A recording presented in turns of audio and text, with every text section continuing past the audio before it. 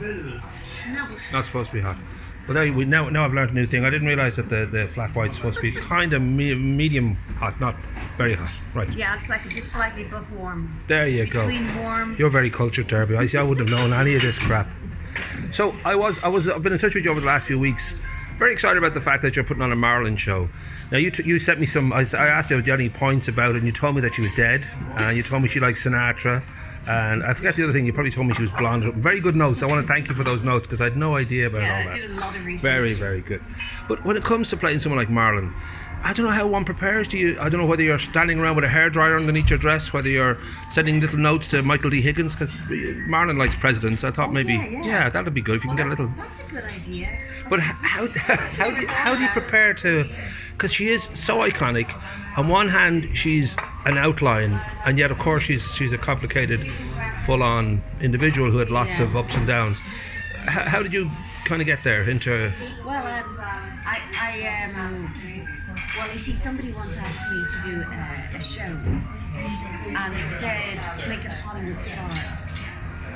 And until then, I'd done like Piaf, and Italian heavy music, and the Andrews Sisters. So I haven't done like Hollywood stars. I don't have a big voice. Right. A very soft voice. There you go. I was just thinking, because every other Egypt in the place suddenly raised their voice just to make sure we couldn't hear you. Yeah. Yeah. Very soft voice.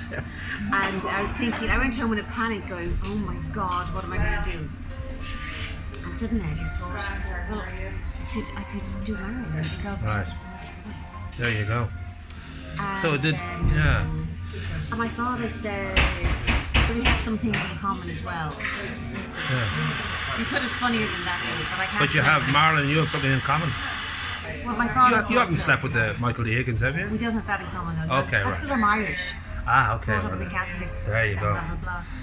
But that idea too of just sort of becoming Marilyn, obviously the look is huge, but I'm guessing there's a certain amount of, just getting into that frame of mind that she was, a very alluring, very, very beautiful, very sensual woman, but that sort of mischief that was always there as well. And I mean, do you kind of go study?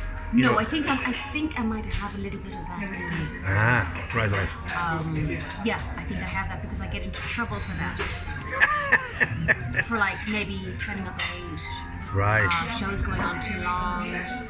There you go. Maybe not leaving out a song that I was meant to sing in the program, changing the program around, stopping a song midway through a show. Are you drunk right now? You're drunk, aren't you? That's what it is.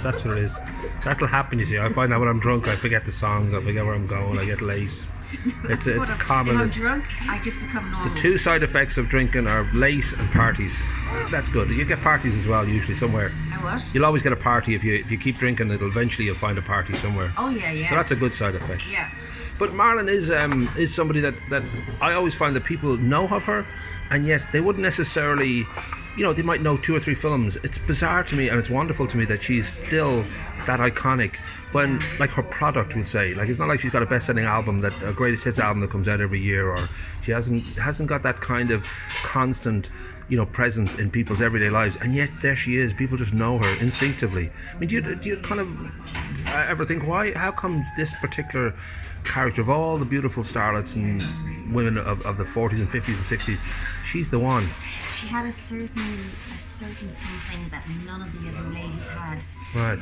Betty Davis had a certain something too, of a different type, but that's why she's so iconic as well. Yeah. Marilyn had a certain something. She was fascinating. There was something that was dark and light about her. There was like, has she got a mental? You'll have to give me a second now. This dog of mine is blocking the door. Big Egypt. Hold on. Oi, get up, you big Egypt. Go on, get out. Sorry about that. There you go. He's having a rest right in the doorway. Big Egypt. No, there he goes again. Stay. Sorry about that. All the best interviews are interrupted by a dog in a doorway. There you go. But yeah, sorry. You go ahead. You were saying that with. I was saying, yeah, she was fascinating.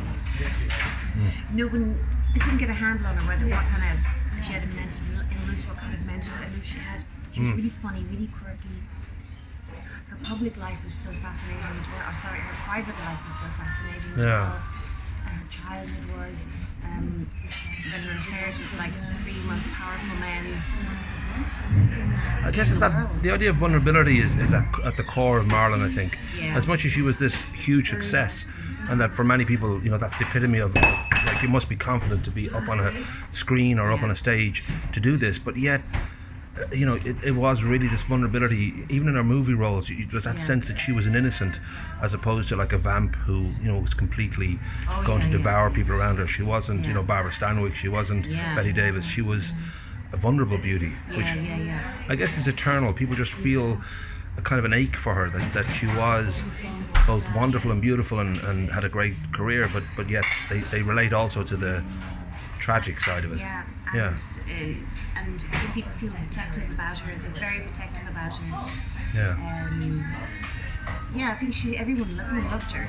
Men, women, everyone loved her. Sure. I was thinking, from your point of view, I became aware of you from the Bugle Babes, which again is a sort of hark back to the past and a certain sound and a certain look. And is that something that you recognised early on in your own career, that I love this time, this place? Yeah. Right. What sort of age would you have been? I don't know whether you were already singing other types of songs or in a different... No, I always loved music, from the old music, always. Right. And so I started off with piano. And my mum, I'd heard of Marilyn Monroe because my mum had a little puppy. Right. And she called her Marilyn because when she walked, she'd wiggle. Did a wiggle on the way to the washing line. And Mum would keep her in her apron pocket. Right. So that's my first heard of Marilyn Monroe in her wiggle. Right. There you go. And make steam trains steam. Yeah. And so I love the old sound. I still do. Now there's a huge revival in all that music. Right. But I just love the old sound. It was just beautiful. And was this, I don't know what this came out of, but this came out of the family home? Like if your mom was calling the dog after Marilyn Monroe, I'm guessing in the family home there was a love for it generally, that it wasn't something you kind of, picked up outside the house. Was it already kind of in your life when you were a small child that these people were being mentioned and celebrated, or? Well, my mom just mentioned her. Okay. My father was very practical. My mom would just mention it, but we used to love watching black and white movies on Sunday afternoons while the dinner was cooking. So I always remember that, the firelight, and watching black and white movies, and looking at the TV guide, looking at the newspaper. Right. Sunday, whatever times or something, and looking at it and saying, "Oh, there's a black and white movie on at 3 o'clock with so and so," and I'd name the names, and she'd go, "Oh, she's brilliant!" Right. And we'd sit down and watch it. And was this kind of fun when you went to school or when you're out with your friends? I don't know whether everyone else sort of knew what you're talking about, or whether this was a family private thing. I was a misfit. Right. Well, there you go. Misfits. Another. There you go. But did that in any way, shape, or form become, an issue for you? Did you sort of think, well, all my friends are listening to Spice Girls or whatever, and I'm listening to, these records from the 30s and 40s. I don't know whether it was ever, a problem, or whether you were always just very, very happy to have found something you love. I always felt very sad that they didn't know and played that music for a long time. One night in a nightclub, at the very, very end, at 3 in the morning, the DJ played Every Time We Say Goodbye. It was so beautiful, but I know to dance with. And I just felt sad that they never played that music. They just played other songs. Right. And that sense now that I think the internet has brought all cultures available to everybody at all times. So there's a real kind of, you've got people who love ska, you've got people who love the 40s and 50s, you've got people who love the 80s. There's a real kind of democratic kind of taste now. Everyone just seems to be able to tap into. But in particular, the music you love, do you feel there was a turning point that it became popular again, or has it always just been there and it bubbles and comes up and down? Became popular again. Right. But do you know why, or was there? I know a lot of these sort of singers like Michael Bublé and that would have tapped into. Yeah, he would have. And when that vintage thing came out about 10 years ago, that made it vintage. Sure. Scene. Yeah. A lot of these retro bands doing sort of jukebox versions. Yes. Brought them back into fashion where they've been sleeping for a long time. Right. Now, was it hard to find, in regard to your own sort of like teenage years, the look, because you know that sort of burlesque thing, that slightly, you know, vampish look that comes with that music, that those great pencil skirts and all that. Was that available to you, or was that something that had to come later on when you were able to, you know, go into the big city and find these clothes? Or? Oh well, first of all, I couldn't find any pencil skirts. Okay. And my mom had passed away. Now, she was great at making clothes, and I couldn't find pencil skirts anywhere. Right. So we had to get skirts that weren't pencil. They were a bit too short. They weren't very. Oh no, I got dresses made. I got red satin dresses made because we couldn't find pencil skirts to do the army look. Right. Then pencil skirts came into the shops, and then they didn't. And we eventually got a few pencil skirts made. Okay. We couldn't find the right ones with the high waist and the go down kind of lengths on the leg. Nice. I'm trying to think that the leap from this love of it to actually performing it, was that a very natural progression, or was it a leap in the dark? To leap in the dark, but natural, but scary, and it took courage. Yeah, it took courage. Right. So the first, can you remember the first show? Can you remember first time I did the Bugle Babes? I booked it in the John Field Room, and but I'd no band, I'd no musicians, I'd no singers, I'd no charts, I'd no. And you booked it. And I booked it. Good woman. Yeah. Marilyn would have done the same thing. I think that's and then I just filled in the gaps. Good. To get there. And how was the night? Was it It was fabulous. Yeah, it was a lunchtime concert. It was sold out. Wow. And everyone was talking about it. And I had, the first thing I got the shoes, the red velvet shoes. And we still wear them today. And ladies still say to us, "Where did you get your shoes?" So was it a given then, that from that first performance, lunchtime performance, okay, this works, I'm going to do this, or did that take time? Yeah. Well, I was addicted to it. I even went on a skiing holiday beforehand. I couldn't wait to get back. Okay. I just wanted to practice my harmonies. Right. Now, how long ago was this now? Because I know the Bugle 10 years Babes. ago. Right.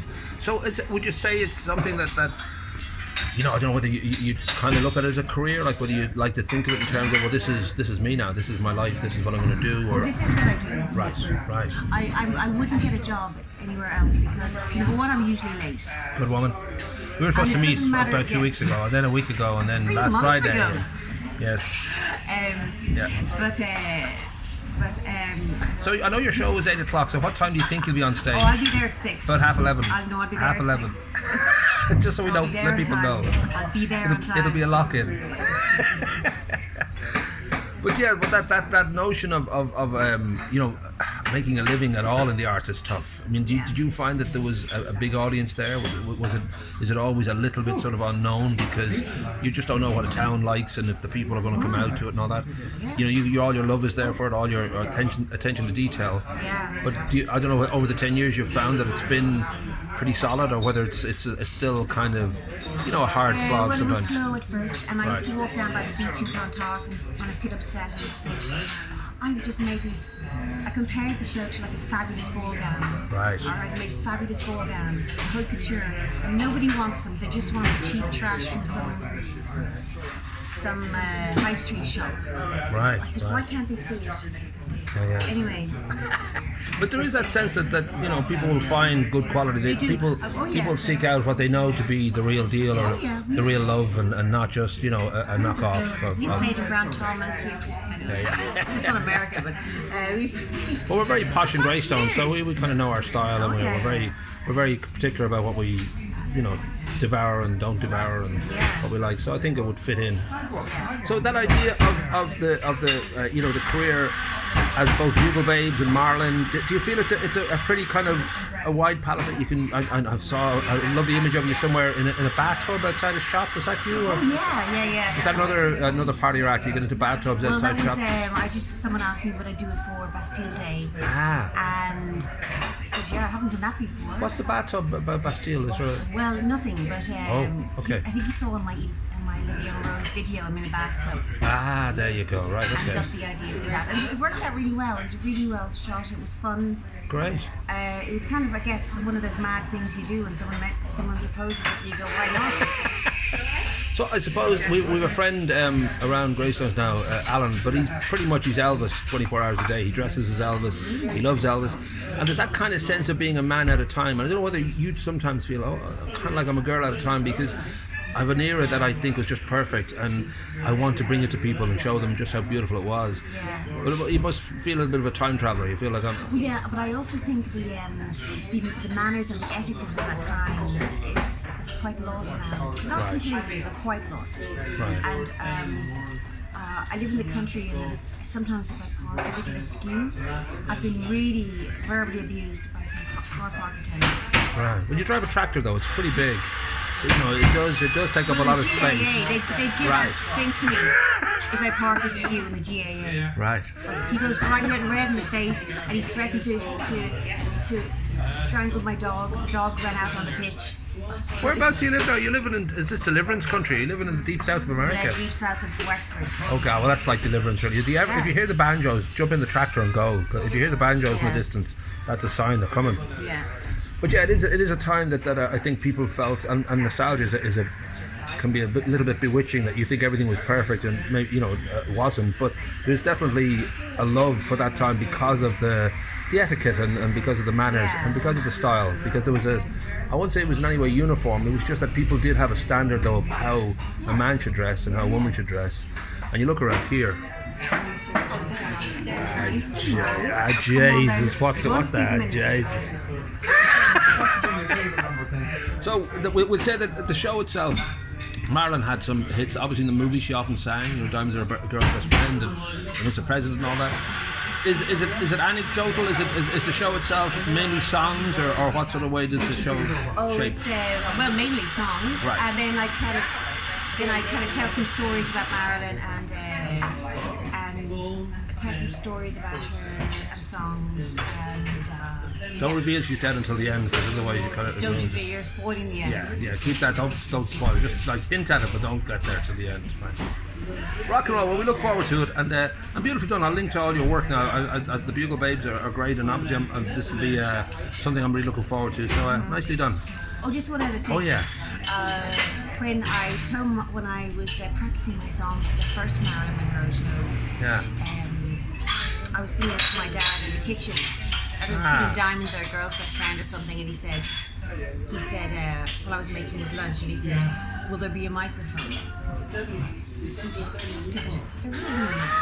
I'm just singing it to you, showing him what I've learned so What a lovely memory. Like Marilyn, I felt quite depressed. Did you slap him? No, but I took some aspirins when I came out. Well, you see, Marilyn would relate to that she had trouble with men. It was hard for her. All of her life she would have had that sort of fear of rejection, and probably was taken advantage of because she was vulnerable. And so there you go, you're tapping into more Marilyn. Oh, also part of my research was in a book her maid had written about her. It said that she used to walk around her apartment naked all the time. I know, you're in Wexford. You've got to be careful now. But I tried it. You'll have a tractor coming through the window before you know it. I tried it in Dublin, but it was too cold. There you go. There's all sorts of reasons.